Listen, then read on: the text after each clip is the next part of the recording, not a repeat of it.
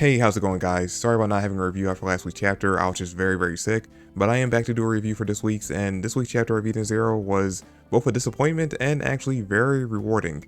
It's like mostly rewarding if you're a fan of Holly, right? Because this chapter is mostly about her finally getting her revenge against Deadend Crow, and as of last chapter, Cure as well. And while she wasn't the one that technically killed Crow, she played the biggest part in taking him down by destroying his core. And now that the two of them are dead, she can finally put the last 13 years behind her. So that's obviously a good thing. And we've seen that throughout this entire arc, she's been steadily growing closer to the Easy crew, especially since they've actively put themselves in danger multiple times to try to help her. So I have no doubt that by the end of this arc, we'll see her take back her plans of betraying Shiki and the gang, and going forward, I can definitely see her being more of a new ally for the crew, essentially having like the same kind of relationship with them that Elsie does, but on like the OSI side of things. And actually, based on the way this chapter plays out, I could definitely see the OSI in general being allies, or at the very least more neutral towards Shiki and the Easy crew after this arc. Because while the Eden Zero's main canon is actually what took down Crow and Cure, they only managed to do it because Eraser and Feather actually helped them out. And we already saw in the last chapter that the two of them were suspicious of Cure, so once they all have a chance to like sit down and talk and Holly tells them what Cure's been up to over these past few years, I could totally see them changing their opinions on Shiki and Elsie. The jury's still out on Nox because we really haven't seen that much of her, but at the very least I could see them changing them from being criminals into being more neutral parties. And I guess the main factor in all of this is going to be what happens between Elsie and Justice. If the two of them actually manage to work together against Noella and bury the hatchet, then that's going to confirm the rest of the OSI will be allies going forward. Although, I guess we'll still have to see the whole Creed situation get cleared up before Justice will willingly work with Shiki. And you know what, on that note, I guess at the end of the day, I don't actually want the whole Justice and Elsie situation to be cleared up that easily. Like if the two of them working together could clear up the beef they had for the past like 15 or so years, then that would kinda be disappointing, honestly.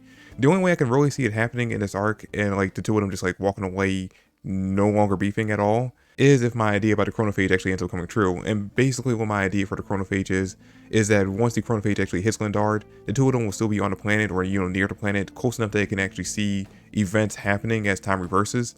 And what I would like to see happen is it reverse time back to when they were kids and that whole big event that destroyed their kingdoms went down. And that way we the readers can actually get to see what happened back then in real time, because we've only really heard small pieces of it here and there from the two of them. And on top of that, we'd actually get to see the two of them learning new information that they weren't privy to before this. Basically, Elsie could end up finding out that she actually wasn't to blame for everything, so that'll absolve her from all the guilt she'd had this entire time. And Justice will also find out that Elsie didn't really do everything he thought she did, so his hatred towards her will kind of just slowly start to fade away. And we already know that the two of them are, even though they do hate each other right now, they are still kinda in love with each other. It's like a whole Urza and Jalal situation going on. So this actually opened up the opportunity for them to pursue each other romantically again. Although that being said, my idea might not be plausible because of the fact that I remember Hero mentioning in one of the afterwards for one of the previous volumes that in this arc, Elsie was actually going to be going through a pretty rough time, and he kind of implied that she might not be making it out. And based on what we've seen so far from her, she hasn't really dealt with that much. I mean, yeah, she's been stabbed in this arc, but she really hasn't been that badly beaten up or going through the ringer that much. So more than likely, if he still plans on doing that to her, she's probably really going to end up dying in this arc. Now for the disappointing part of this chapter, and that all kind of just comes down to Cure. We just didn't see enough of Cure to make his reveal or his death really all that impactful. He essentially just showed up, told Holly his evil plan and what he's been doing over the past however many years, and then died. He just really wasn't around long enough for us to really care about him at all as a character. And like, I really feel like we just needed 2 more chapters at least with him to really make his impact in the story eventful.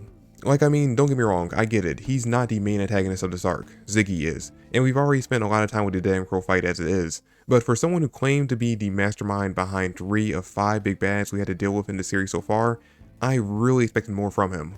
Because I mean, really, did anyone walk away from his reveal in the last chapter and his death in this one and say, wow, Cure was such a great overall villain. I'm glad Hero took the time to include him in the story and make him the overall villain for Holly, because I definitely didn't. I really think that Hero dropped the ball hard when it comes to Cure and showing that he turned heel from the rest of the OSI.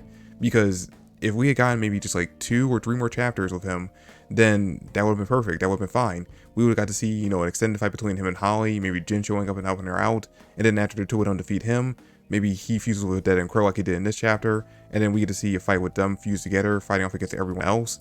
And then after all that happens, then we see the OSI and Easy crew working together to take him down. That would have been a lot more entertaining and actually make his whole reveal worth it. Anyway, jumping into the end of the chapter, we actually cut over to the fight between Shiki and Ziggy, and we see Shiki's been knocked out of his overdrive and Ziggy's using his powers to break one of Shiki's legs. And we all kind of figured that once Ziggy went into his overdrive a few chapters ago, that Shiki really didn't stand a chance and this was probably how the fight was going to end up going down. But luckily for Shiki, Pino shows up at the end of the chapter and actually stops Ziggy from killing him.